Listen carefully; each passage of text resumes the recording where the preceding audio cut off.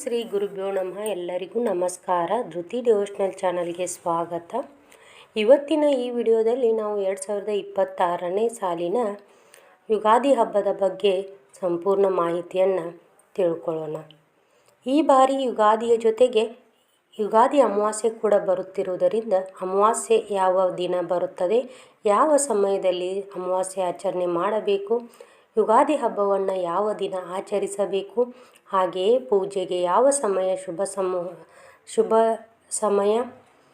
ಶುಭ ಮುಹೂರ್ತ ಎಂದು ವಿವರವಾಗಿ ತಿಳಿಸಿಕೊಡುತ್ತೇನೆ. ಜೊತೆಗೆ ಸರಳವಾಗಿ ಮನೆಯಲ್ಲಿ ಯಾವ ರೀತಿಯಲ್ಲಿ ಯುಗಾದಿ ಪೂಜೆ ಮಾಡಬಹುದು ಅನ್ನೋದನ್ನು ತಿಳಿಸಿಕೊಡುತ್ತೇವೆ. ಆದ್ದರಿಂದ ಈ ವಿಡಿಯೋವನ್ನು ಸಂಪೂರ್ಣವಾಗಿ ನೋಡಿ. ಮೊದಲು ಅಮಾವಾಸ್ಯೆ ತಿಥಿಯ ಸಮಯ ನೋಡೋಣ. ಈ ಬಾರಿ ಅಮಾವಾಸ್ಯೆ ತಿಥಿ ಮಾರ್ಚ್ 18ನೇ ತಾರೀಕು ಬುಧವಾರ ಬೆಳಿಗ್ಗೆ 8:25 ಪ್ರಾರಂಭವಾಗುತ್ತದೆ. ಈ ಅಮಾವಾಸ್ಯೆ ತಿಥಿ ಮಾರ್ಚ್ 19ನೇ ತಾರೀಕು ಗುರುವಾರ ಬೆಳಿಗ್ಗೆ 6:53 ಮುಂದುವರಿಯುತ್ತದೆ. ಅಮಾವಾಸ್ಯೆ ತಿಥಿ ಮುಗಿದ ನಂತರ ಚೈತ್ರ ಮಾಸದ ಶುಕ್ಲ ಪಕ್ಷದ ಪಾಡ್ಯಮಿ ತಿಥಿ ಪ್ರಾರಂಭವಾಗುತ್ತದೆ. ಇದೇ ಪಾಡ್ಯಮಿ ದಿನವನ್ನು ನಾವು ಯುಗಾದಿ ಹಬ್ಬ ಎಂದು ಆಚರಿಸುತ್ತೇವೆ. ಹಿಂದೂ ಪಂಚಾಂಗದ ಪ್ರಕಾರ ಸೂರ್ಯೋದಯ ಸಮಯದಲ್ಲಿ ಯಾವ ತಿಥಿ ಇರುತ್ತದೆಯೋ ಅದನ್ನೇ ಆ ದಿನದ ಹಬ್ಬವಾಗಿ ಆಚರಿಸಲಾಗುತ್ತದೆ. ಆದ್ದರಿಂದ ಈ ಬಾರಿ ಮಾರ್ಚ್ 19 ಗುರುವಾರದಂದು ಯುಗಾದಿ ಹಬ್ಬವನ್ನು ಆಚರಿಸಬೇಕು. ಆದರೆ ಆ ದಿನ ಬೆಳಿಗ್ಗೆ 6:53 ಅಮಾವಾಸ್ಯೆ ತಿಥಿ ಇರುವುದರಿಂದ ಅದಕ್ಕೂ ಮುಂಚೆ ಯುಗಾದಿ ಆಚರಣೆ ಮಾಡಬಾರದು. ಮೊದಲು ಅಮಾವಾಸ್ಯೆ ತಿಥಿ ಮುಗಿದ ನಂತರವೇ ಯುಗಾದಿ ಆಚರಣೆ ಪ್ರಾರಂಭ ಮಾಡಬೇಕು. ಇನ್ನು ಯುಗಾದಿ ಅಮಾವಾಸ್ಯೆ ಆಚರಣೆ ಬಗ್ಗೆ ನೋಡಿದರೆ ಅಮಾವಾಸ್ಯೆ ತಿಥಿ ಮಾರ್ಚ್ 18 ಬುಧವಾರದಿಂದಲೇ ಪ್ರಾರಂಭವಾಗುತ್ತದೆ. ಆದ್ದರಿಂದ ಅಮಾವಾಸ್ಯೆಗೆ ಸಂಬಂಧಿಸಿದ ಪೂಜೆಗಳನ್ನೆಲ್ಲ ಬುಧವಾರ ಸಂಜೆ ವೇಳೆಯಲ್ಲಿ ಮಾಡಬೇಕು. ಅಮಾವಾಸ್ಯೆ ದಿನ ಕೆಲವರು ಕುಲದೇವರ ಆರಾಧನೆ ಮಾಡುತ್ತಾರೆ, ಕೆಲವರು ಲಕ್ಷ್ಮೀ ದೇವಿಯ ಪೂಜೆ ಮಾಡುತ್ತಾರೆ.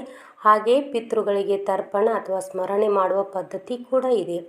ಹೀಗಾಗಿ ಬುಧವಾರ ಸಂಜೆ ಲಕ್ಷ್ಮೀ ಪೂಜೆ ಅಥವಾ ಕುಲದೇವರ ಪೂಜೆ ಮಾಡಿದರೆ ಬಹಳ ಶುಭ ಫಲ ದೊರೆಯುತ್ತದೆ. ಇನ್ನು ಯುಗಾದಿ ಹಬ್ಬದ ಆಚರಣೆ ಬಗ್ಗೆ ನೋಡಿದರೆ ಮಾರ್ಚ್ 19 ಗುರುವಾರ ಬೆಳಿಗ್ಗೆ 6:53 ನಂತರ ಯುಗಾದಿ ಹಬ್ಬದ ಆಚರಣೆಯನ್ನು ಪ್ರಾರಂಭಿಸಬಹುದು.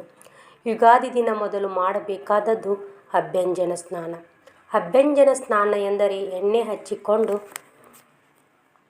ಶೀಗೆ ಪುಡಿ ಅಥವಾ ಅರಿಶಿನ ಇಟ್ಟು ಪ್ರಾರ್ಥನೆ ಮಾಡಬೇಕು. ನಂತರ ಅದನ್ನು ತೆಗೆದುಕೊಂಡು ಸ್ನಾನ ಮಾಡಬೇಕು. ಮನೆಯಲ್ಲಿ ಹಿರಿಯರು ಇದ್ದರೆ ಅವರು ಮಕ್ಕಳಿಗೆ ಮತ್ತು ಮನೆಯವರಿಗೆ ಎಣ್ಣೆ ಹಚ್ಚಿ ಆಶೀರ್ವಾದ ನೀಡುವ ಪದ್ಧತಿ ಕೂಡ ಇದೆ. ಹಿರಿಯರ ಆಶೀರ್ವಾದ ಪಡೆಯುವುದು ಯುಗಾದಿ ದಿನ ಬಹಳ ಶುಭ ಎಂದು ಹೇಳುತ್ತಾರೆ. ಎಣ್ಣೆ ಹಚ್ಚುವ ಸಮಯದಲ್ಲಿ ಸಪ್ತ ಚಿರಂಜೀವಿಗಳನ್ನು ಸ್ಮರಣೆ ಮಾಡಬೇಕು. ಮಂತ್ರ ಹೀಗಿದೆ: ಅಶ್ವತ್ಥಾಮ ಬಲಿರ್ವಾಸ ಹನುಮಾನ್ಶ್ಚ ವಿಭೀಷಣ ಕೃಪಾಚಾರ್ಯ ಪರಶುರಾಮಶ್ಚ ಸಪ್ತೈತಿ ಚಿರಂಜೀವಿನಃ. ಈ ಮಂತ್ರವನ್ನು ಹೇಳುತ್ತಾ ಎಣ್ಣೆ ಹಚ್ಚಿಕೊಂಡು ಸ್ನಾನ ಮಾಡಿದರೆ ದೀರ್ಘ ಆಯುಷ್ಯ ಮತ್ತು ಆರೋಗ್ಯ ದೊರೆಯುತ್ತದೆ. ನಾನು ಡಿಸ್ಕ್ರಿಪ್ಷನ್ ಬಾಕ್ಸ್ನಲ್ಲಿ ಈ ಮಂತ್ರವನ್ನು ನಿಮಗೆ ಹಾಕಿರ್ತೀನಿ, ಅಲ್ಲಿಯೂ ಸಹಿತ ನೋಡಿ ಹೇಳ್ಬೋದು.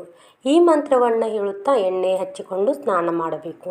ಸ್ನಾನ ಮಾಡಿದ ನಂತರ ಹೊಸ ಬಟ್ಟೆ ಧರಿಸಿ ಮನೆಯ ದೇವರ ಪೂಜೆ ಮಾಡಬೇಕು. ಅದರ ನಂತರ ಪಂಚಾಂಗ ಪೂಜೆ ಮತ್ತು ಪಂಚಾಂಗ ಶ್ರವಣ ಮಾಡುವುದು ಬಹಳ ಮುಖ್ಯ. ಯುಗಾದಿ ದಿನ ಹೊಸ ಪಂಚಾಂಗವನ್ನು ಮನೆಗೆ ತಂದು ಪೂಜೆ ಮಾಡಿ ಕೇಳುವುದು ಬಹಳ ಶುಭ. ಯುಗಾದಿ ದಿನದ ಮತ್ತೊಂದು ವಿಶೇಷತೆ ಎಂದರೆ ಬೇವು ಬೆಲ್ಲವನ್ನು ಸೇವಿಸುವುದು.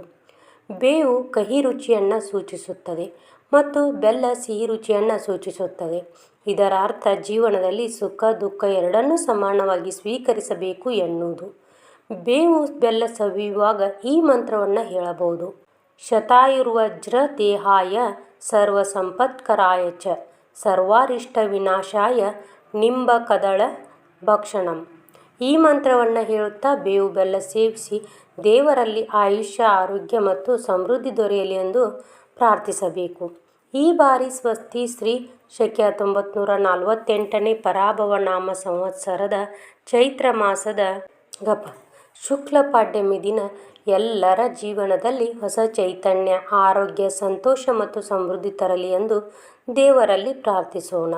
ಇನ್ನು ಪೂಜೆಗೆ ಶುಭ ಮುಹೂರ್ತದ ಬಗ್ಗೆ ನೋಡಿದರೆ ಈ ಬಾರಿ ಸಂವತ್ಸರದ ನಾಯಕ ಗುರುಗ್ರಹ ಆಗಿರುವುದರಿಂದ ಗುರುವಾರದ ದಿನ ವಿಶೇಷ ಮಹತ್ವವಿದೆ. ಆದ್ದರಿಂದ ಬೆಳಿಗ್ಗೆ 7 ಗಂಟೆಯಿಂದ 8 ಗಂಟೆಯವರೆಗೆ ಪೂಜೆ ಮಾಡಲು ಅತ್ಯಂತ ಶುಭ ಮುಹೂರ್ತ ಎಂದು ಹೇಳಲಾಗಿದೆ. ಈ ಸಮಯದಲ್ಲಿ ಪಂಚಾಂಗ ಶ್ರವಣ ಮತ್ತು ಪೂಜೆ ಮಾಡಿದರೆ ಉತ್ತಮ ಫಲ ದೊರೆಯುತ್ತದೆ. ಇದಾದ ನಂತರವೂ ದೇವಸ್ಥಾನಕ್ಕೆ ಹೋಗುವುದು, ಮನೆಯಲ್ಲಿ ಪೂಜೆ ಮಾಡುವುದು ಎಲ್ಲವೂ ಮಾಡಬಹುದು. ಇನ್ನು ಯುಗಾದಿಯಲ್ಲಿ ಮತ್ತೊಂದು ಮುಖ್ಯವಾದದ್ದು ಚಂದ್ರ ದರ್ಶನ. ಈ ಬಾರಿ ಮಾರ್ಚ್ 20 ಶುಕ್ರವಾರ ಸಂಜೆ 6:30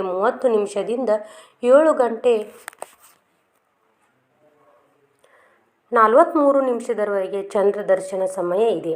ಈ ಸಮಯದಲ್ಲಿ ಚಂದ್ರನ ದರ್ಶನ ಮಾಡಿದರೆ ಬಹಳ ಶುಭ ಫಲ ದೊರೆಯುತ್ತದೆ ಎಂದು ಹೇಳಲಾಗುತ್ತದೆ.